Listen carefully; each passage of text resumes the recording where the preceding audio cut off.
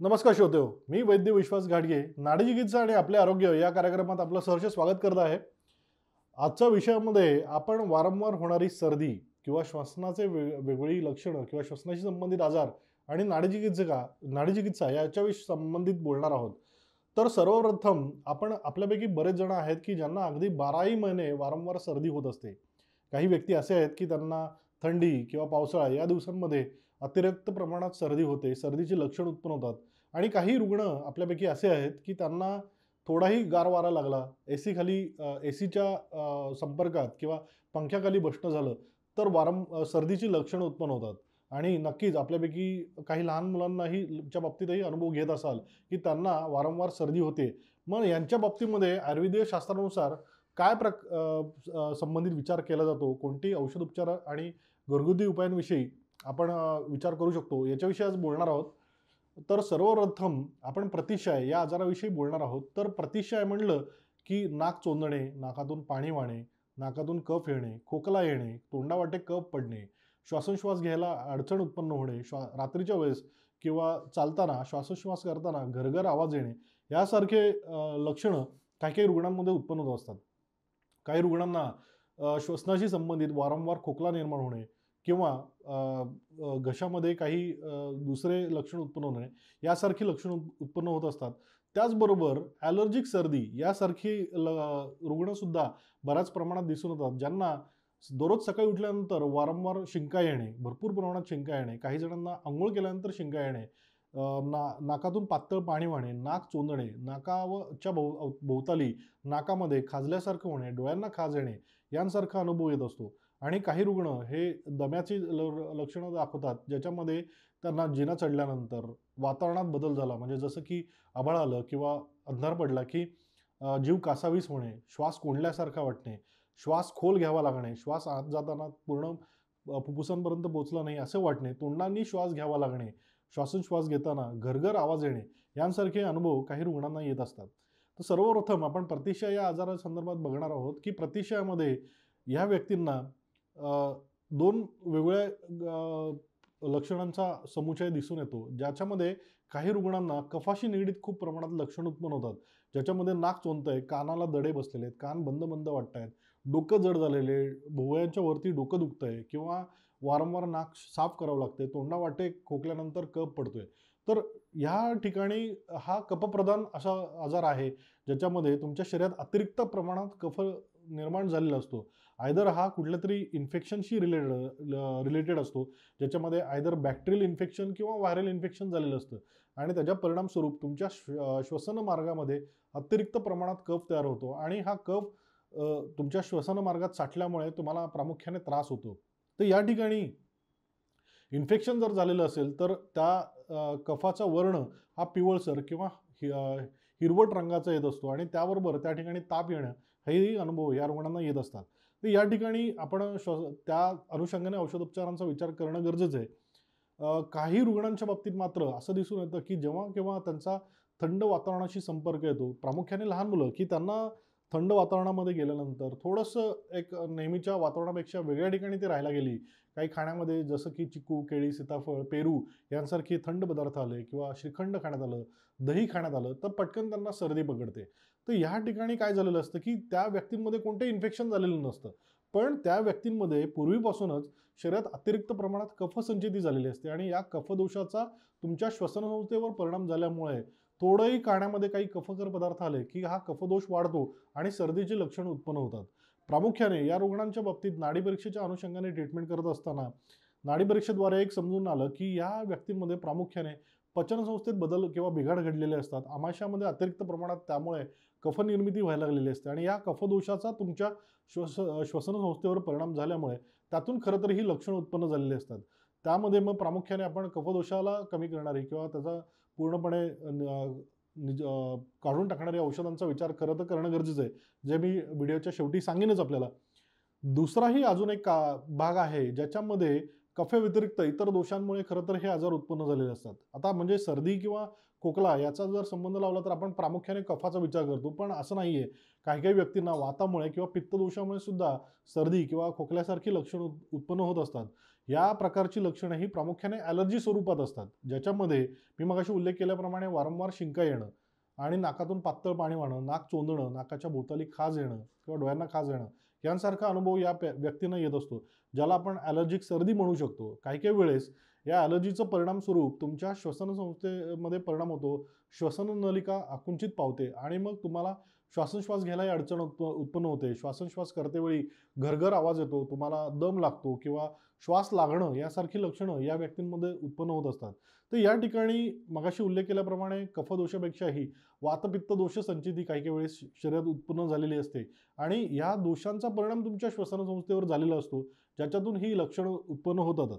आता नाडी चिकित्सेद्वारे नक्की तुमच्या शरीरात वातपित्त कफ या त्रयदोषांपैकी कोणते दोष वाढलेले आहेत आणि त्यातून ही लक्षणं उत्पन्न झालेली आहेत याचा विचार केला जातो आणि त्या अनुषंगाने खरं तर लाईन ऑफ ट्रीटमेंट किंवा औषधी योजना केली जाते, ज्याच्यामुळे तुमच्या ह्या ॲलर्जिक सर्दी म्हणा किंवा वारंवार होणारी सर्दी म्हणा ही दूर व्हायला मदत होते.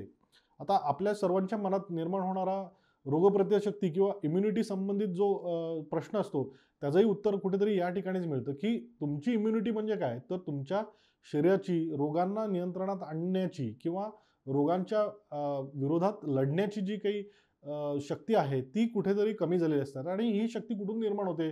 जेव्हा आपण खाल्लेलं अन्न चांगल्या प्रकारे पचतं, आपल्या शरीराला त्यातून ऊर्जा प्राप्त होते, शरीरातील सर्व घटकांना त्यातून पोषण मिळतं, तेव्हाच आपली रोगप्रतिकारशक्ती चांगली होते आणि प्रामुख्याने श्वसनाशी संबंधित जेव्हा काही अशा प्रकारे कोणतेही व्हायरल इन्फेक्शन्स म्हणा किंवा कुठलेही ॲलर्जिक स्वरूपातले आजार जेव्हा निर्माण होतात, तेव्हा त्यांना आटोक्यात आणण्यासाठी ही रोगप्रतिकारशक्ती उपयोगी पडते. मग आयुर्वेदामध्ये जेव्हा आपण नाडी चिकित्सेद्वारे या रुग्णांना ट्रीटमेंट करतो, तेव्हा त्यांच्या शरीरातील दोषस्थितीला दूर करतो किंवा दोषांमधील बिघाडांना दूर करतो, पचनसंस्थेला नीट करतो किंवा इतर जे काही बिघाड असतात शरीरात त्यांना आपण दूर करतो, ज्याच्यामुळे त्यांची अशा प्रकारची वारंवार होणारी सर्दी कमी व्हायला मदत होतेच, पण त्याचबरोबर त्यांची रोगप्रतिकारशक्ती देखील सुधारते. आता या ठिकाणी मी सर्दी या स्पेसिफिक आजाराविषयी बोललो, त्याचप्रमाणे काही व्यक्तींना वारंवार खोकला उत्पन्न होतो, कोरडा खोकला, कोरडी ढास लागत असते आणि ती कुठेही काय केल्या थांबत नसते. बऱ्याचदा वातावरणात बदल झाला की त्यांना हे कोरड्या खोकल्याची ढास लागते. काही जणांना खोकल्या वाटेत चिकट पांढरट कफ तोंडाशी येतो थोडासा, तो बाहेर पडतो आणि मग बरं वाटतं. काही जणांना खोकला इतका येतो की त्यानंतर श्वासोच्छ्वास घ्यायला अडचण उत्पन्न होते. काही व्यक्तींमध्ये खोकून खोकून आतमध्ये घशाला सूज येणे, घशाच्या आतील भाग लालसर होणे यासारखा अनुभव देखील येत असतो. तर या ठिकाणी आता काही रुग्ण असे पण भेटलेत की त्यांनी काही तळलेल्या वस्तू खाल्ल्या, काही बाहेरचे खाद्यपदार्थ खाल्ले की त्यांना खोकला यायला लागतो आणि त्या खोकला काही केल्या थांबत नाही.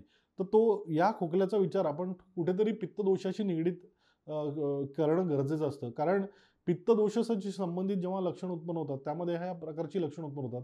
पित्त जेव्हा अतिरिक्त प्रमाणात संचित असतं, ते वरच्या बाजूला येऊन श्वसन संस्थेवर परिणाम करतं आणि त्यातूनही खोकला उत्पन्न होतो. याचा विचार आपण करणं गरजेचं आहे. या ठिकाणी प्रामुख्याने वातपित्त दोषाचा विचार करणं गरजेचं असतं. त्याचबरोबर ॲलर्जिक ब्रॉन्कायटिस या स्पेसिफिक आजारामध्ये श्वसन नलिका आकुंचित पावल्यामुळे या व्यक्तींना खूप प्रमाणात खोकला येणं, ढास लागणं, श्वासोच्छ्वास घेताना अडचण उत्पन्न होणं किंवा दम लागणं यासारखे अनुभव येत असतात. काही वेळेस त्यासाठी त्यांना हॉस्पिटलमध्ये ॲडमिट देखील व्हावं लागतं आणि तुम्ही बघितलं तर या रुग्णांना प्रामुख्याने ब्रॉन्कोडायलेटर्स दिले जातात, काही पंप दिले जातात, नेब्युलायझेशन केलं जातं किंवा वाफ दिली जाते आणि त्याने त्या रुग्णांना मदत होत असते. पण प्रामुख्याने ही लक्षणं वारंवार का उत्पन्न होतात याचा विचार करणं गरजेचं असतं आणि हा विचार जेव्हा आपण नाडी परीक्षेद्वारे करतो तेव्हा लक्षात येतं की शरीरात जे काही दोषसंचिती झालेली आहे किंवा तुमच्या पचनसंस्थेत किंवा इतर काही श्वसन संस्थेत जे बिघाड झालेले आहेत त्याच्या परिणामस्वरूप हे लक्षणं उत्पन्न होतात. ती लक्षणं दूर करण्यासाठी तुमच्या शरीरातील दोषांना दूर करणं गरजेचं आहे. दोष दूर झाले की तुमच्या लक्षणं आणि तुमचा आजार मुळापासून जाण्यासाठी मदत होऊ शकते. कारण ब्रॉन्कोडायलेटस म्हणा किंवा कोणतेही अशा प्रकारची औषधं ही केवळ लाक्षणिक चिकित्सा आहे. तुम्ही जोपर्यंत औषध घेताय तोपर्यंत तुमचा आजार कमी झालेला, बरा झालेला तुम्हाला अनुभवायला येईल. पण कुठेही त्या औषधांमध्ये खंड पडला, कुठे तुम्ही कमी करण्याचा प्रयत्न केला तर हे आजार पुन्हा उत्पन्न होतील. किंबहुना काही व्यक्तींना असं होतं की दर पावसाळ्यामध्ये आणि थंडीमध्ये त्रास होतो, उन्हाळ्यात ते बरे असतात. पण मग अशा प्रकारे ऋतू बदल झाला तरी त्रास का होतोय याचा विचार करणं गरजेचं आहे. आणि कोणत्याही ऋतुमानामध्ये अगदी हिवाळ्यामध्ये किंवा पावसात भिजल्यानंतरही सर्दी होऊ नये याच्यासाठी जर आपण प्रयत्न करायचा म्हणलं तर नक्कीच तुम्ही आयुर्वेदीय औषधोपचार आणि आयुर्वेदीय जीवनशैलीचा विचार करणं गरजेचं आहे. या ठिकाणी आपण दम्याविषयी बोलायचं झालं तर दम्यामध्ये सुद्धा किंवा अस्थमा जो आजार म्हणतो आपण, ह्याच्यामध्ये प्रामुख्याने जीव कासावीस होणं, दम लागणे ह्यासारखा अनुभव येत असतो. याच्यामध्ये फुफ्फुसांशी संबंधित स्नायू आकुंचित झालेले असतात आणि त्यामुळे फुफ्फुसांच्या हालचालीवर अडचण उत्पन्न झालेली असते. काही वेळेस श्वसन मार्गात अतिरिक्त कफ निर्माण झाल्यामुळे तुमच्या श्वसनाला अडचण उत्पन्न झालेली असते. खूप प्रमाणात सलावेल म्युकस प्रोडक्शन झालेलं असतं आणि त्यामुळे ही लक्षणं उत्पन्न झालेली असतात. तर या प्रकारे स्वतःहून जेव्हा लक्षण उत्पन्न होतात, तेव्हा तुमच्या शरीरातील दोषांचा, शरीरातील बिघाडांचा आपण नाडी चिकित्सेद्वारे विचार करतो आणि नाडी चिकित्सेद्वारे याचा विचार करून आपण ट्रीटमेंट करतो, तेव्हा नक्कीच तुमची लक्षणं मुळापासून जाण्यासाठी मदत होऊ शकते. आता मी थोडंसं घरगुती उपायांकडे येईन. घरगुती उपायांमध्ये जर आपल्याला नाक चोंदणे किंवा खूप प्रमाणात सर्दी झाली आहे असा अनुभव येत असेल, तर साधा घरगुती उपाय म्हणजे तुम्ही सुंठ पावडर मधाबरोबर जरी घेतली, तर अतिशय छान आपल्याला या सर्दीच्या तक्रारींसाठी उपयोगी पडेल. खूप प्रमाणात कफ साठलेला आहे, तुमच्या भुवयांच्या ठिकाणी किंवा वरती तुमचं डोकं दुखतंय, डोकं जड झालेलं आहे, कान बंद झालेले आहेत. अशा व्यक्तींनी सुंठ पावडर आणि मिरी पावडर एक चिमूटभर घेऊन ती मधामध्ये कालवून जर घेतली, तर त्याने तुमचा कफ पातळ होऊन बाहेर पडायला मदत होईल. तुमची सर्दी कमी व्हायला मदत होऊ शकेल. त्याचबरोबर जर खोकला येत असेल, खोकल्यावाटे कफ पडत असेल, तर त्यामध्ये सुद्धा सुंठीचा काढा तुम्ही घ्या. त्याने तुम्हाला भरपूर मदत होऊ शकेल. गवती चहा घ्या, त्याने तुमचा कफ कमी व्हायला, त्याशी निगडीत सर्दी खोकल्याशी संबंधित असलेला ताप कमी व्हायला मदत होऊ शकेल. त्याचबरोबर जर छातीमध्ये खूप प्रमाणात कफसंचित होऊन तुम्हाला श्वासोच्छवासाला अडचण उत्पन्न होत असेल, तर खोबरेल तेलामध्ये थोडंसं सेंधव मीठ घालून ते कोमट करायचं किंवा गरम करायचं आणि त्या गरम तेलाने छातीला मालिश करायची आणि मग जवसानी जवसपणा किंवा आपलं हळीव असते त्याने तुम्ही छातीला शेक द्या किंवा ओव्याचा धूर घ्या. ओव्याने शेका. त्याने काय होईल की कफ पातळ होऊन बाहेर पडू लागेल आणि तुमच्या फुफ्फुसांची हालचाल सुधारायला मदत होईल. लागलेला दम कमी व्हायला मदत होऊ शकेल. त्याचबरोबर जर तुम्हाला आता थोडं आयुर्वेदिक औषधोपचारांविषयी पण मी बोलेन, की जर वारंवार सर्दी होते, खूप प्रमाणात कफसंचिती झालेली आहे, तर सीतोपलादी चूर्ण हे रामबाण औषध आहे. सीतोपलादी चूर्ण तुम्ही मधाबरोबर घ्या. मोठे व्यक्ती असतील तर त्यांनी पाव ते अर्धा चमचाभर चूर्ण मधाबरोबर जर घेतलं, तर त्यांनी त्यांची सर्दी किंवा अतिरिक्त प्रमाणात कफ झालेला कमी व्हायला मदत होऊ शकेल. आपल्या काही लोकांच्या बघण्यात येतंय, की लहान मुलांना वारंवार सर्दी खोकला होतोय, कफ खूप प्रमाणात निर्माण होतोय. अशा व्यक्तींना लगेचच कोणत्याही आधुनिक शास्त्रातील औषधं देण्यापेक्षाही जर तुम्ही सीतोपलादी चूर्ण अगदी चिमूट-चिमूटभर मधाबरोबर कालवलं, साधारणतः 6 महिन्यापुढील लहान मुलांना तुम्ही जर दिलं, तर हे अतिशय सेफ मेडिसिन आहे. तुम्ही एक चिमूटभर चूर्ण आईच्या दुधाबरोबर किंवा मधाबरोबर जर चाटवलं, तर शरीरात निर्माण झालेला कफ, फुफ्फुस मार्गातील श्वसन मार्गातील कफ कमी व्हायला मदत होते. त्यांचा श्वास मोकळा व्हायला मदत होते. लहान मुलांच्या बाबतीत सुद्धा छातीला तुम्ही ओव्याने शेका. त्याने छातीत साठलेला कफ कमी व्हायला मदत होते. त्यांचा श्वास मोकळा व्हायला मदत होते. जर कोरडा खोकला येत असेल, तर कोरडा खोकल्यामध्ये प्रामुख्याने कफ नसतो, पण खूप मोठ्या आवाजात खोकला येत असतो, घशामध्ये टोचल्यासारखं वाटत असतं. अशा व्यक्तींनी तालीसादी चूर्ण मधाबरोबर जर घेतलं, तर ते चांगलं उपयोगी पडतं. किंबहुना तुम्ही जर काही कोणते औषधं उपलब्ध नसतील, तर घरात वेलदोडा असतो. हा वेलदोडा तुम्ही तव्यावर चांगला भाजून घ्या.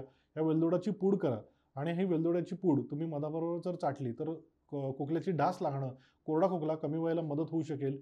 त्याचप्रमाणे तुम्ही दालचिनीचा तुकडा चघळल्यामुळे सुद्धा तुमचा कोरडा खोकला थांबायला मदत होऊ शकेल. काही ठिकाणी काय होतं, की कोरड्या खोकल्यासाठी हे घरगुती उपाय उपयोगी पडत नाहीत. त्या व्यक्तींनी मग वासावलेह जर घेतलं, तर ते त्यांना भरपूर उपयोगी पडणार आहे. वासावलेहानी हा खोकला थांबायला मदत होऊ शकते. लहान मुलांमध्ये वारंवार सर्दी, खोकला, दम्यासारखी लक्षणं उत्पन्न होत असतील, तर त्या लहान मुलांना तुम्ही द्राक्षारिष्ट किंवा द्राक्षासव एक 5-5 ml सकाळ-संध्याकाळ दिलं, तर त्यांच्या फुफ्फुसांमधील अतिरिक्त प्रमाणात कफ झालेला आहे, तो कमी व्हायला मदत होऊ शकेल. बालदम्यासारखी लक्षणं कमी व्हायला मदत होऊ शकेल. खूप क्रॉनिक दमा आहे, तर त्या व्यक्तींना जीव कासावीस होतोय, तोंडाने श्वास घ्यावा लागतोय, श्वास घेतेवेळी जोरजोराने शिट्टीसारखा आवाज येतोय. अशा व्यक्तींनी कनकासव 5 ते 10 ml सकाळ संध्याकाळ जर घेतलं, तर त्यांचे दम्याची लक्षणं कमी व्हायला मदत होऊ शकेल. खरं तर यापेक्षाही जर काही गंभीर स्वरूपात लक्षणं उत्पन्न होत असतील, तर मी आपल्याला सगळ्यांना आवाहन करेन, की जवळच्या वैद्यांना एकदा भेटा तुम्ही. त्या वैद्यांच्या द्वारे तुम्ही काही आयुर्वेदिक औषधोपचारांचा विचार करा. त्यांना तुम्ही अवलंबा. ज्याच्यामुळे काय होईल, की तुमचा हा श्वसनाशी संबंधित तक्रारी कायमच्या बऱ्या व्हायला मदत होऊ शकेल. जाता जाता मी सांगेन की तुळशीचं पान हे तुमच्या श्वसन संस्थेवर अतिशय सुंदररित्या काम करतं. ज्या व्यक्तींना वारंवार सर्दी, खोकला, दम्याच्या तक्रारी, श्वसनाच्या तक्रारी उत्पन्न होतात, अशा व्यक्तींनी तुळशीचं पान दररोज सकाळी अनाशापोटी जर चावून खाल्लं, तर कोणतेही औषधोपचार न घेता त्यांचे श्वसनाचे आजार पूर्णपणे दूर व्हायला मदत होऊ शकेल. आणि या तुळशीच्या पानाइतकंच सुंदर एक अजून औषध म्हणजे प्राणायाम आहे. या प्राणायामाचा अवलंब जर तुम्ही तुमच्या दैनंदिन जीवनशैलीमध्ये जर केला, तर तुमचे सर्व प्रकारचे श्वसनाचे आजार पूर्णतः दूर होण्यासाठी मदत होऊ शकते. मी अपेक्षा करतो की आजच्या कार्यक्रमात सांगितलेली माहिती आपल्या सगळ्यांना उपयोगी पडेल. आपल्याला आवडली देखील असेल. तर मी आपणा सगळ्यांना आवाहन करतो की आमचं आयुर्वेद हेल्थ केअर हे यूट्यूब चॅनल आपण सबस्क्राईब करा. आपल्या जवळच्या व्यक्तींना, परिचितांना देखील या आयुर्वेद हेल्थ केअर या चॅनलविषयीची माहिती द्या. जेणेकरून हे माहितीपूर्ण व्हिडिओ अधिकाधिक लोकांपर्यंत पोहोचतील. आपल्याला काही वेगळ्या विषयांविषयी चर्चा करणं अपेक्षित असेल, आपल्या आरोग्याविषयी काही प्रश्न असतील, तर आमच्या कमेंट बॉक्समध्ये नक्की कमेंट करा. मी त्या विषयांवर चर्चा करण्याचा आणि आपल्या प्रश्नांना उत्तर देण्याचा नक्की प्रयत्न करीन. नवीन विषय घेऊन आपल्या भेटीस पुन्हा येणार आहे. तोपर्यंत नमस्कार.